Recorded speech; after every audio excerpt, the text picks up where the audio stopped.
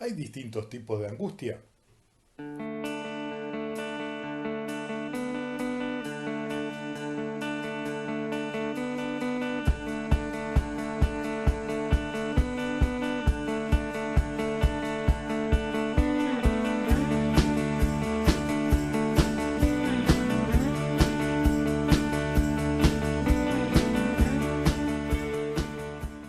Hola, mi nombre es Guillermo Gaetano y hoy abordaremos el problema de la angustia. ¿Existen distintos tipos de angustia? ¿Podemos concebir en Lacan una nueva formulación del problema de la angustia en su última etapa? Partamos desde el punto inicial. Freud concibió a la angustia en relación a la castración. Es decir, la angustia es angustia de castración. La formulación principal de Lacan en torno a la angustia se puede reducir en la fórmula falta la falta. Es decir, la angustia es la falta del objeto motorizador del deseo. Sin embargo, a partir de la introducción del nudo Borromeo en la teoría, podríamos comenzar a repensar dicho concepto. ¿En qué sentido podemos pensarlo? ¿Es posible ubicar la angustia en el nudo? Recordemos un punto central, que es que a partir del seminario 22, Lacan plantea un nudo de 3 más un cuarto elemento. Ese cuarto elemento ha tenido distintos nombres, o puede tener distintos nombres, entre ellos ser nominación.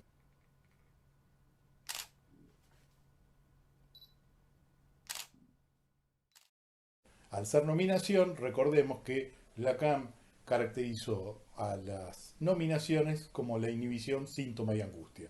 Es decir, la angustia pensada a partir de los nudos se considera un cuarto cordel que se introduce a la estructura RSI. Siendo así, vemos que desde una concepción tan abstracta como la de Freud en torno a la castración o una definición también tan abstracta como la de la angustia como la falta de la falta, nos encontramos en este periodo lacaniano un intento de materializar o de acercarnos a la angustia desde otro aspecto. Siendo un cuarto elemento, podemos ubicarlo en distintos lugares del nudo. Como bien sabemos, estos cuartos elementos, entre ellos la angustia, son respuestas posibles a los fallos que se producen en los cruces del nudo, es decir, a los lapsus de cruce. Por lo tanto, podríamos pensar que implícitamente Lacan desarrolla una teoría de las angustias. Si pensamos que los cruces interiores poseen la característica de ser cruces de lapsus que nombran el fallo estructural de todo sujeto, comenzamos a pensar qué significa cada uno de ellos.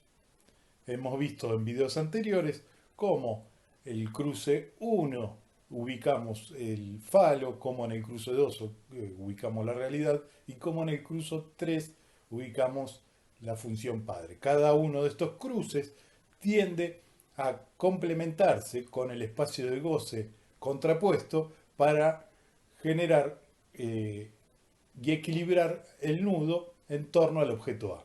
De fallar alguno de estos cruces, lo que se encuentra es un rápido desequilibrio de ese objeto. Ya hemos trabajado esta relación de composición que cada uno de los cruces establece con el espacio de goce. De encontrarse alguno de los cruces fallados, lo que deviene es la respuesta rápida a través de los distintos cuartos cordeles, entre ellos las nominaciones. Vemos así cómo la angustia es una posible solución al fallo, al error de cruce que la estructura genera, al error de cruce que en la estructura se produce, o que en la estructura queda expuesto. De dejar de ser funcional un cuarto cordel primario, como el complejo de Edipo, el nombre del padre, las nominaciones aparecen como una posible respuesta. Entre ellas nos encontramos con la angustia.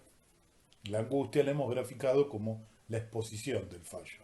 En este sentido, vemos cómo inicialmente podemos ubicar tres tipos de angustia. Una en relación al falo, otra en relación a la realidad y otra en relación al padre.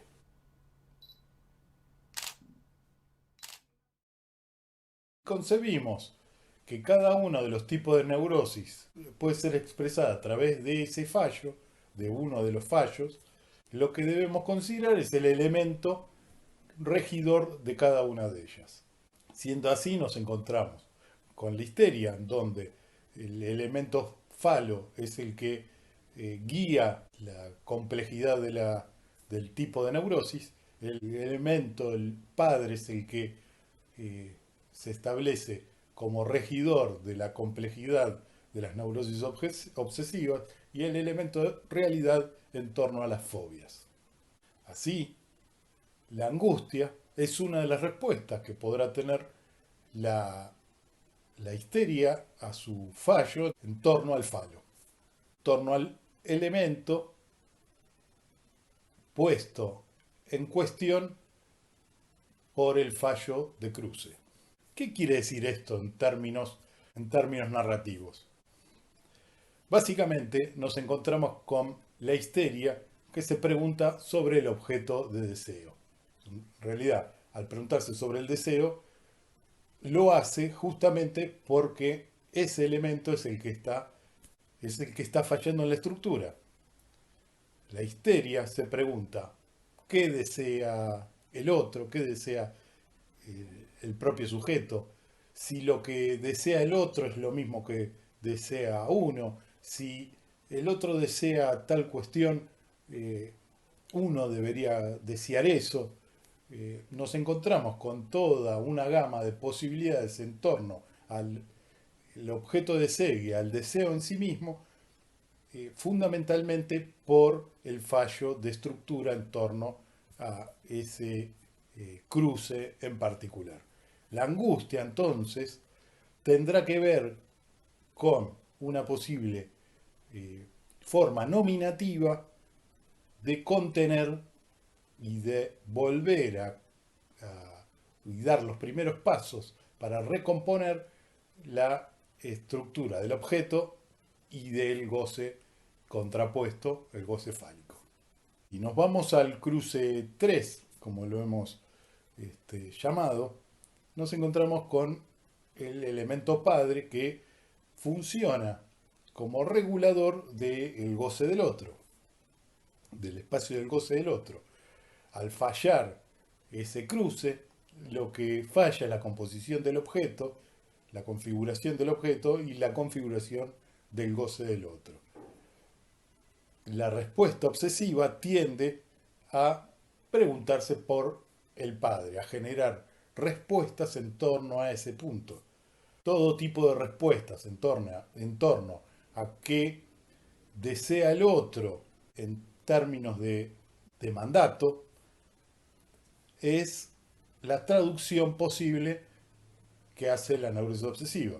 El mandato paterno, el tope al goce del otro, el orden, la respuesta paterna es la primera respuesta posible que el neurótico obsesivo tiende a establecer como recomposición de la estructura. Pero al mismo tiempo queda su deseo velado, queda su deseo en un lugar secundario. Finalmente nos encontramos con el cruce 2, que tiene que ver con la realidad. ¿De qué manera se expresa el fallo en ese cruce? La figura típica de la fobia expresa su forma en el fallo en cuestión, donde la realidad queda tomada por los fenómenos del inconsciente. El caballo de Juanito o cualquier otra forma de respuesta fóbica muestra cómo lo inconsciente se filtra en la realidad, invade o aparece en la realidad siendo el punto de conflicto principal del fóbico. La angustia, de la misma manera, es una primera respuesta nominativa que establece la estructura y configura la fobia como forma típica. La angustia, como forma nominativa, tiende a ser señal de la aparición en la realidad del elemento que invade y que muestra esa condición quebrada de la realidad. La realidad en el fóbico se muestra llena de tensiones vinculadas, sea lo sexual, sea lo agresivo, sea vinculado al elemento a temer. Vemos entonces cómo en esta etapa lacaniana se materializa la angustia en torno a una cuestión singular. Y esta singularidad tendrá que ver con los tres tipos de neurosis. Por supuesto, nos encontramos con los otros tres, con los otros tres cruces, que tienen que ver con los cruces exteriores, pero ya no se referirán a la dinámica propia de cada una de los tipos de neurosis, a cada uno de los tipos de neurosis, sino que por el contrario, podrán vincularse con cada uno de los tres tipos de neurosis. Es decir, fenómenos corporales pueden aparecer en la histeria, en la neurosis obsesiva o en la fobia, fenómenos vinculados a escenas terciarias pueden aparecer en cualquiera de las formas de neurosis, o los actos simbólicos también pueden aparecer en cualquiera de las tres formas de neurosis.